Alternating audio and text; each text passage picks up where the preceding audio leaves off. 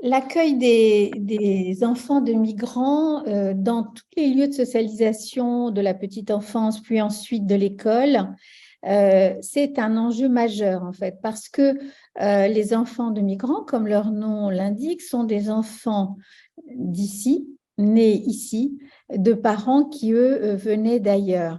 Et ces enfants, donc, qui vont grandir sur le sol européen, sur le sol du pays d'accueil de leurs parents et qui vont d'une certaine façon appartenir au monde de ce pays d'accueil, ces enfants, ils rentrent dans ce monde, non pas par la famille, mais par ces lieux d'accueil et de socialisation et d'apprentissage.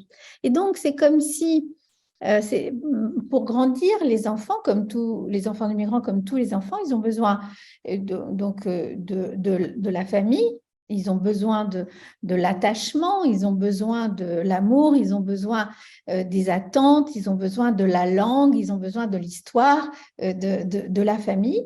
Et ça, c'est leur monde, leur premier monde, le premier monde d'appartenance, celui qui va leur servir de terreau, qui est un monde d'ici, mais où un certain nombre de choses qui sont transmises viennent d'ailleurs. Mais c'est le monde de la maison.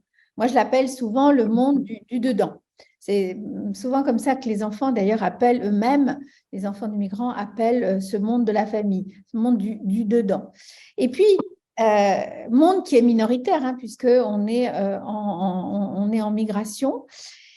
Et donc, il y a le monde du dehors. Le monde du dehors, c'est donc tous ces lieux où on va rentrer dans ce monde-là par le monde européen, on va dire, mais ça peut être n'importe quel pays d'accueil, bien sûr. On rentre dans ce monde-là par quoi? Par la langue et par les modalités de socialisation. Et plus les enfants grandissent, c'est aussi par les apprentissages. Donc, c'est autant des valeurs que des processus, en fait, que les enfants apprennent.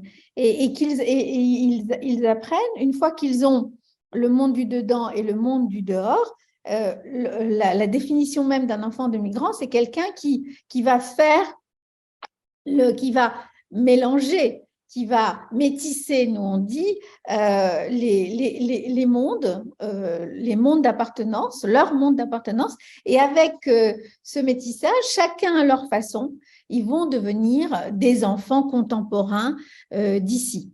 Donc, l'accueil des enfants de migrants, c'est vraiment quelque chose d'essentiel, ils sont d'ici. Donc, les accueillir, ça veut dire simplement accepter leur histoire, savoir reconnaître qu'ils ont une famille qui peut être éventuellement différente d'ailleurs de ce que moi j'imagine être une famille, savoir qu'ils ont une langue qui peut éventuellement être différente de la langue extérieure, qu'ils ont une histoire, et que le monde dans lequel ils grandissent à la maison a aussi une histoire avec le monde qui porte ces lieux de socialisation ou ces lieux de l'école.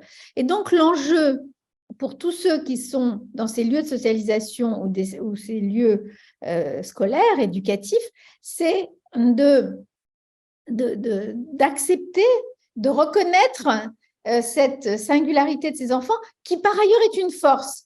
Parce que des enfants qui sont bien portés par leur monde initial et qui sont bien accueillis dans le monde extérieur sont des enfants d'abord qui vont être beaucoup plus heureux, mais surtout c'est des enfants qui vont prendre tout ce que le monde extérieur, tout ce que l'école leur donne, ou les lieux de socialisation, des manières de jouer, des manières d'apprendre, des manières de parler, etc. Eh bien, tout ça, ils vont le prendre avec bonheur.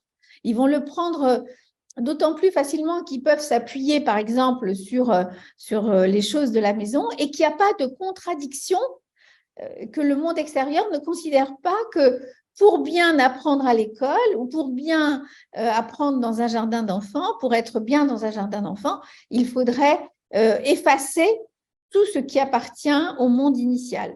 Et donc, C'est cette reconnaissance, mais qui est une reconnaissance, j'allais dire, non pas seulement pour le contenu de cette différence, mais c'est surtout pour permettre que l'enfant soit légitime dans le monde extérieur.